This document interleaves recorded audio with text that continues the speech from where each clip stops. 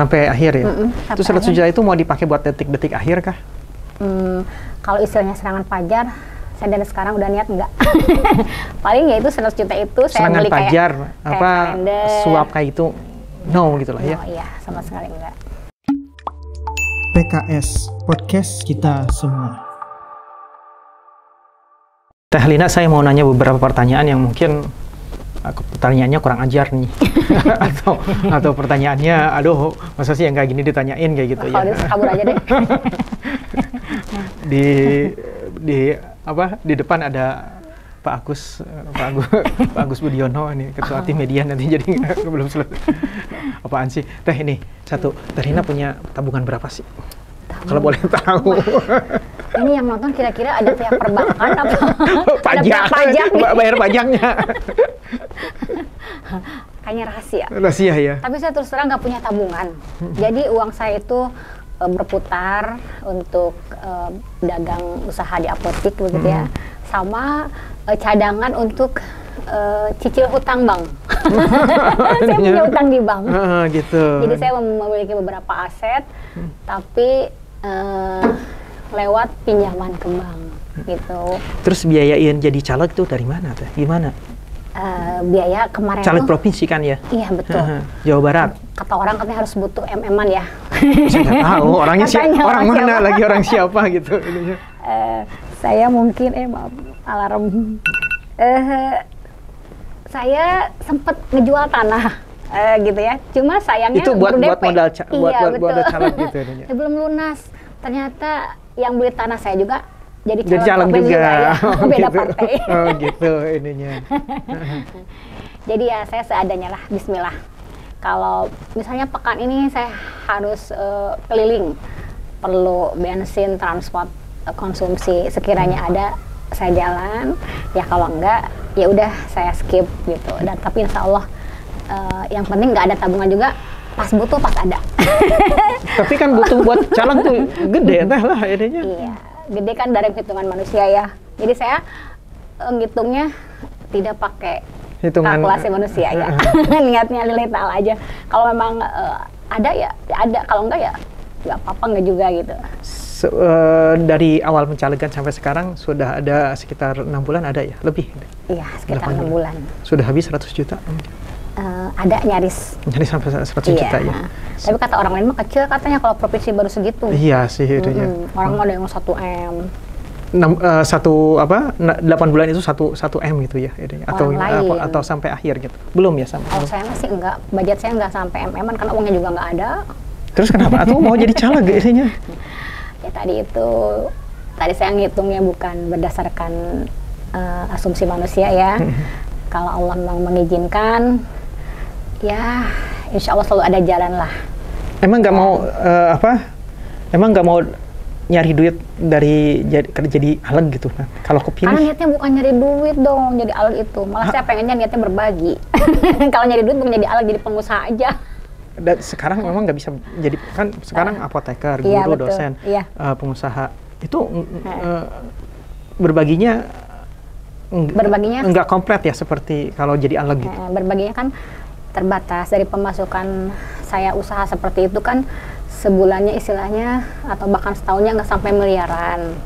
Ya kalau dihitung 2 digit lah ya. Saya bisa berbagi 2 digit. Sehingga kalau menjadi aleg, saya dengar kan ada dana aspirasi yang hitungannya M gitu kan. Gaji pun bisa 2 digit atau bahkan 3 digit gitu kan. Sehingga saya lebih mudah atau lebih banyak untuk bisa berkontribusi gitu. Meskipun memang lebih berat juga tantangannya ketika uang pribadi saya nggak perlu mencatat ya apa yang saya keluarkan karena uang sendiri kan. Tapi ketika saya jadi aleg, tantangan yang terbesar adalah saya harus mencatat setiap 1 sen uang pun yang karena itu keluar adalah ya. pertanggungjawaban Ya. saya betul. Gitu. Sampai akhir nanti di Februari ya 2024. Betul, ya, itu Februari. kemungkinan Teh Lina akan spare berapa buat dari segi biaya itu kalau boleh tahu ya? Saya mungkin nggak banyak lah ya, paling banyak mungkin 100 juta lagi aja. Sampai akhir ya? Itu sampai 100 juta itu mau dipakai buat detik-detik akhir kah? Kalau istilahnya serangan fajar, saya dari sekarang udah niat enggak. Paling ya itu 100 juta itu saya Serangan beli fajar, kayak kalender. suap kayak itu, no gitu lah ya? Oh iya, sama sekali enggak. Jadi Teh Lina memang betul strict banget, nggak mau ada serangan fajar nanti? Iya, nggak ada. Pertama memang saya punya prinsip nggak mau ya. Karena saya berpikir gini, itu kan aturan manusia pun melarang ya. Jadi KPU pun itu melarang. Apalagi istilahnya aturan Allah gitu. Bagi saya begitu prinsip saya ya. Meskipun ada beberapa yang membolehkan dengan dalil atau ijtihad yang lain, itu kan masing-masing punya pertanggungjawaban. Cuma kalau ngelihat saya pribadi, saya berpikir begitu. Kalaupun bilangnya, ada beberapa yang bilang diam-diam aja gitu kan. Tapi kan saya tahu Allah tuh tahu lah ya gitu ya. Kemudian takut juga ada orang yang iri terus tiba-tiba memfoto atau mendokumentasikan, sehingga ketika jadi timbul fitnah dan segala macam, nanti akhirnya malah merusak nama baik dan segala macam lah. Saya jadi kalaupun memang saya harus gagal hanya karena itu, bagi saya itu bukan gagal karena serangan fajar, tapi memang itu bukan takdir saya menjadi seorang aleg. Tapi sekarang serius kan? Maksudnya jadi caleg serius kan? Serius sekali. 200 malah. Memang kalau Terhina jadi aleg nanti, maksudnya itu mau ngapain kan? Pertama mungkin saya terus terang ingin meninfakkan ya dana, terutama biaya ya, karena sekarang kan ekonomi sesuatu yang sangat penting lah. Di mana-mana orang meskipun uang bukan segala-galanya, tapi terkadang segala-galanya harus pakai uang gitu. Betul. Kan. Kita ke toilet aja harus bayar, gitu kan. Buang kotoran aja harus bayar ibaratnya gitu kan. Kemudian saya juga ingin meninfakkan waktu dan tenaga saya serta pikiran saya. Kebetulan di tahun 2024 anak-anak sudah kuliah. Sudah pada besar ya? Iya betul, jadi saya banyak waktu luang lah. Selain saya nanti akan aktif, kalaupun nggak jadi kan saya tetap aktif di tadi itu guru, dosen, pengusaha ya. Nah, tapi di luar itu ketika Allah memberikan saya amanah sebagai aleg, maka waktu saya akan banyak untuk masyarakat. Jadi saya tuh berniat kalau saya jadi aleg, belusukan itu tidak hanya menjelang pemilihan. Ya. Saya akan selalu belusukan ketika sudah menjadi aleg, iya. Kecuali kalau memang harus rapat di kantor dan segala macam. Di luar itu saya inginnya ketemu konstituen dan langsung mendengar dari lapangan keluhan dan permasalahan apa aja yang kira-kira bisa dicarikan solusinya.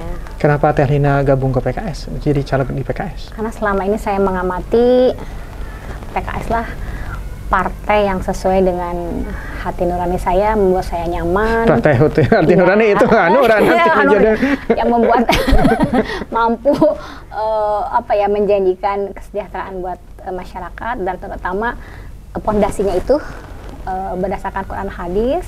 Terus teman-teman PKS saya pun selalu mengingatkan ke arah akhirat lah, bagaimana kita selalu menjaga tilawah, kemudian rutin zikir pagi petang. Kemudian kita senantiasa tholabul ilmi dan kegiatan-kegiatan yang sifatnya jangka panjang lah, tidak hanya untuk kehidupan dunia yang sesaat ini. Jadi itu yang membuat saya merasa nyaman ada di kelompok PKS. Karena sebelumnya dari PK pun saya sudah aktif. Saya masuk ke pengajian itu dari mulai kuliah tahun 91. Jadi sebelum terlibat ke politik, saya sudah aktif, artinya sudah ikut gabung pengajian kan. Pengajian setelah waktu itu kan, ya. Jadi PK, baru PKS. Meskipun secara praktis saya tidak terlibat struktural ya, tapi saya tetap mengamati dunia politik dan permasalahan yang terjadi di masyarakat kita ini.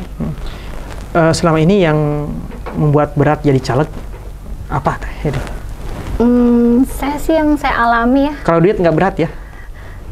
Karena saya tadi tidak punya target ya. Saya harus ubro-ubroan dalam arti merayu atau meraih simpati masyarakat dengan uang. Jadi saya tidak berpikir itu beban gitu lah saat. Jadi ketika orang, ibu kok datang, saya nggak pakai amplop, nanti ibu nggak dipilih. Nggak apa-apa, karena memang ibu nggak ada uang, yang gitu seadanya. Amplop mah ada, tapi uangnya nggak ada. Ada yang begitu belak-belakan gitu kan.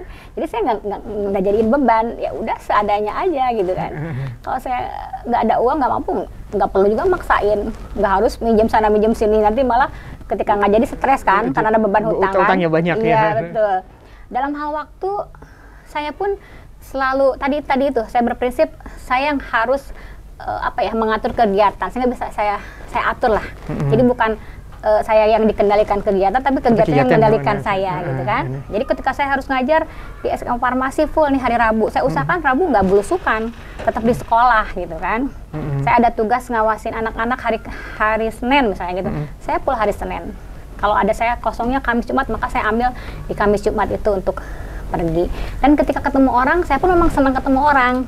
Saya senang ngobrol, senang mendengar masukan dari orang, dan senang juga ketemu orang baru, sehingga menambah relasi lah. Mungkin saya mirip bapak lah ya. Bapak itu Pak Haji Busrol. Iya, kalau kemana-mana, kalau ke undangan ya, Mama suka agak kesel, udah jangan disalamin semua katanya. Karena semua orang disalami, padahal yang kenal di situ cuma 2. Jadi Bapak tahu, ketika itu dekat kan, secara agama kita nggak boleh mengabaikan yang lainnya ya. Jadi Bapak disalamin, kebanyakan. itu tertanam ya, tertanam sangat kuat ya di. Alhamdulillah ya. Apa-apa yang diajarkan Bapak dari mulai sisi nilai agama, kemudian usaha, kemandirian ya, banyak yang saya ambil. Tapi Mamah pun demikian ya. Mamah yang meskipun lulusan SMA, saya salut luar biasa. Anak-anaknya semua rata-rata S1 ya. Bukan ada S2, adik saya juga S2, bahkan mau ngambil S3. Sementara saya merasa saya S2 belum tentu melahirkan anak-anak sehebat orang tua saya. Gitu, Masya Allah ya. Keluarga ngedukung nggak Teh jadi calon? Awalan enggak, karena beliau khawatir saya gelap mata, terbujuk rayu ya. Orang menjanjikan suara sekian, harus memberi uang sekian gitu kan. Tapi akhirnya saya memberikan penjelasan dan harus percaya bahwa saya bukan orang ambisius seperti itu gitu. Bahwa saya bisa mengendalikan diri, dan akhirnya mereka bismillah mendukung lah, insya Allah ya, mendukung. Teh kan Teteh ini jadi caleg di provinsi ya, Jawa Barat, di Purwakarta dan di Karawang. Purwakarta mah tanah kelahiran lah ya, tumbuh dan besar di sini. Nah itu kalau di Karawang gimana Teh?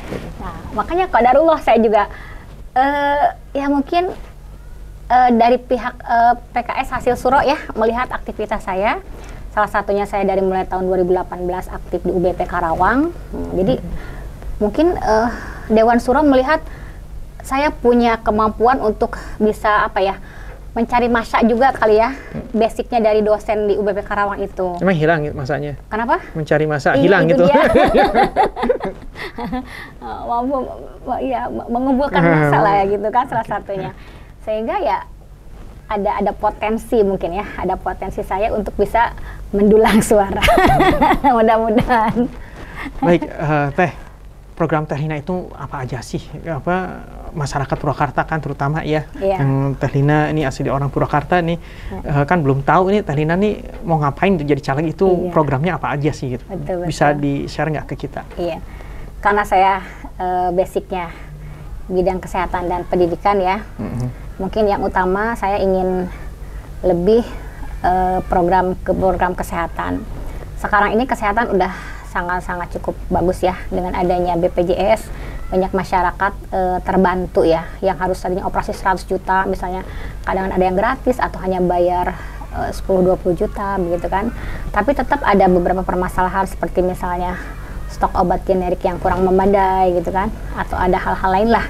Nah saya ingin coba lebih membenahi ke arah situ, yang pasti mengharapkan masyarakat lebih sehat. Juga sehatnya itu mungkin sehat batin juga ya, karena ada beberapa yang saya pelajari, sakit itu bisa dikendalikan. Artinya gini, kuman itu bisa tidak menjadi sakit kalau pikiran kita positive thinking ya, karena Allah sudah menciptakan dalam tubuh kita pun obat alami sebetulnya. Jadi saya bisa ingin memasukkan sisi sehat secara rohani juga gitu kan. Yang penting nilai angka kesehatan masyarakat Purwakarta Karawang bisa meningkat lah gitu ya. Nah, kemudian juga di bidang pendidikan, dalam hasil survei kan ya, kemarin terakhir itu disampaikan ternyata rata-rata masyarakat Purwakarta hanya lulusan SD atau SMP kalau tidak salah ya. Masih rendah ya berarti ya, saya baru tahu itu. Iya, kemarin waktu pernah ada pelatihan itu ya, saya juga kaget, oh ternyata masih, kalau dirata-ratakan masih rendah lah. Jadi ada kewajiban kita untuk bisa meningkat lah, minimal misalnya rata-rata lulusan SMA atau syukur-syukur S1. Dan kemudian di daerah-daerah banyak anak-anak daerah yang belum bisa mengenyam pendidikan sampai S1. Atau ada pun yang sudah S1 tapi dia tidak mau kembali lagi ke daerahnya, tidak dia membangun mengembara lah itu kayak ya. gitu. Jadi ingin memfasilitasi itu, kemudian di bidang lain juga kayak bidang olahraga, kemudian potensi-potensi setiap daerah kan sangat-sangat bagus ya. Di Purwakarta tuh bisa digali lebih dalam lagi lah. Mudah-mudahan nanti pun ketika sudah, kalau memang ditakdirkan jadi, kemudian bisa Amin. langsung, amin ya robbal alamin, ketika langsung bisa berdiskusi dengan masyarakat, akan lebih tergali prioritas mana yang bisa lebih banyak membantu masyarakat. Mau ambil gaji semua? Mau ambil gaji sebagai alag nanti misalnya kalau kepilih. Kepikir saya punya cita-cita bahwa gaji saya pun ingin dihibahkan untuk masyarakat. Tapi ada teman ngasih saran, sekarang kalau teteh jadi alag berarti kan gaji sekolah jadi guru akan off, gaji jadi dosen akan off gitu kan. Kalau mungkin jadi apoteker enggak, kan itu usaha sendiri ya. Iya betul. Nah palingan enggak ambil deh dari 2 gaji ini katanya gitu. Baru sisanya kan partai minta ya. Ada bagian partai, dan mudah-mudahan nanti denger-denger ya udah jadi banyak proposal yang masuk katanya. Sampai ada jadi gaji itu hanya untuk memenuhi proposal. Kayaknya Teh Nina sudah sangat paham ini dengan informasi seperti sudah itu. Sudah sangat siap ya jadi alag ya. Amin. Amin. Baik, Teh Nina hatur nuhun sekali lagi sudah dongkap ke podcast sore hari ini. Semoga sehat selalu. Amin. Assalamualaikum warahmatullahi wabarakatuh. Waalaikumsalam warahmatullahi wabarakatuh.